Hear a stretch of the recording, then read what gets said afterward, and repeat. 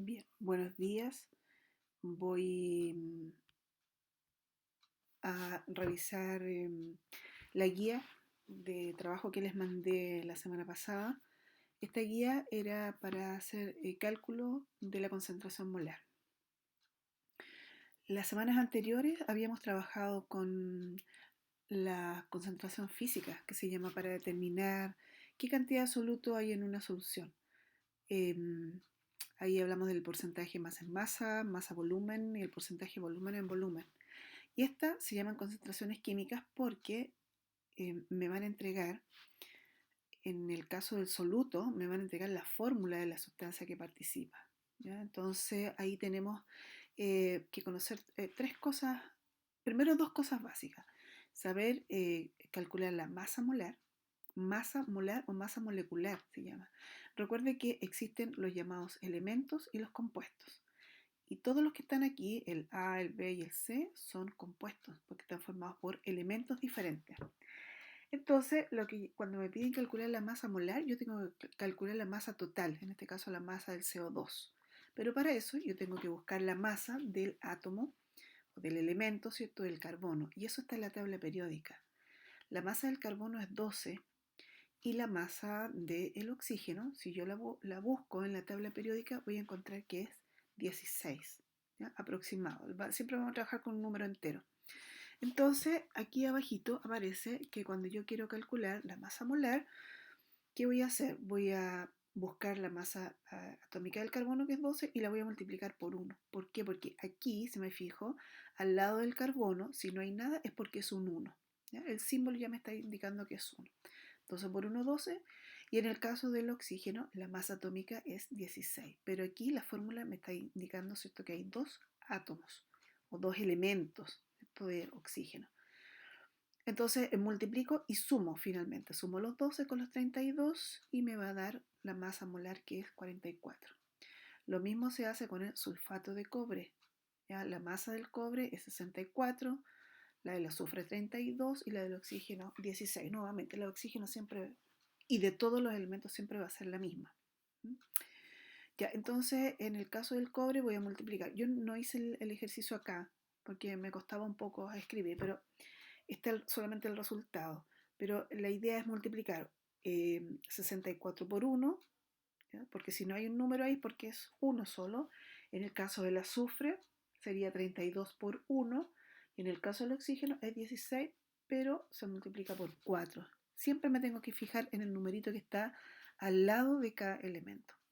Bueno, hago la multiplicación y la suma respectiva y me va a dar eso, perdón, me va a dar que la masa del sulfato de cobre es 160. ¿Ya? Esta forma, bueno, en el caso de la glucosa lo mismo, el carbono 12 lo multiplico por 6 en este caso.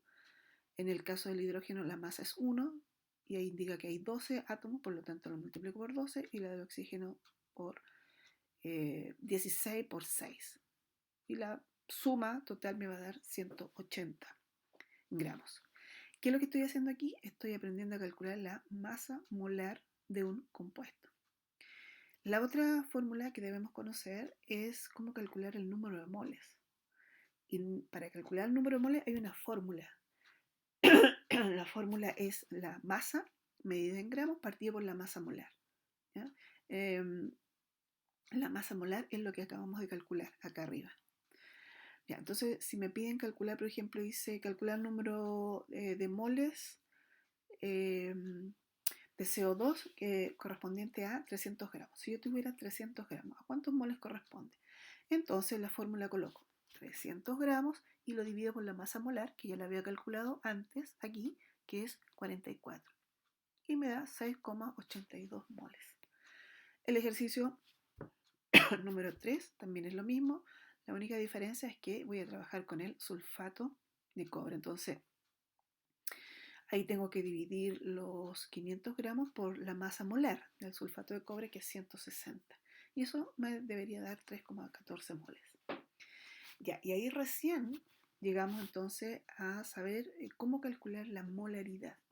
¿Por qué? Porque molaridad, según la fórmula, es número de moles número de moles del soluto partido por litros de solución.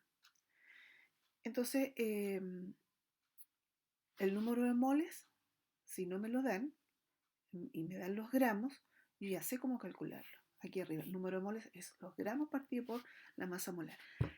Entonces acá veo que acá en el número de moles, 350 partido por 180 gramos, que es la masa molar de la glucosa, ¿ya? Que es la que calculamos aquí, esta, la glucosa. Masa molar es 180. Por eso son 350 partido por 180 y me da 1,94 moles.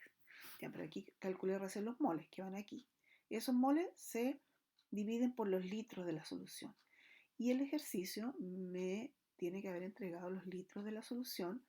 Dice 350 gramos, eso ya los trabajé para convertirlo en moles, partido en 1,5 litros de solución. Entonces serían 1,94 partido por 1,5 litros. Y eso me da 1,29 molar. ¿Eh? Y eso es todo. Entonces, esta vez hicimos solamente cálculos, ¿cierto? Se supone que usted aprendió a calcular masa molar, número de moles y molaridad. Eso sería todo.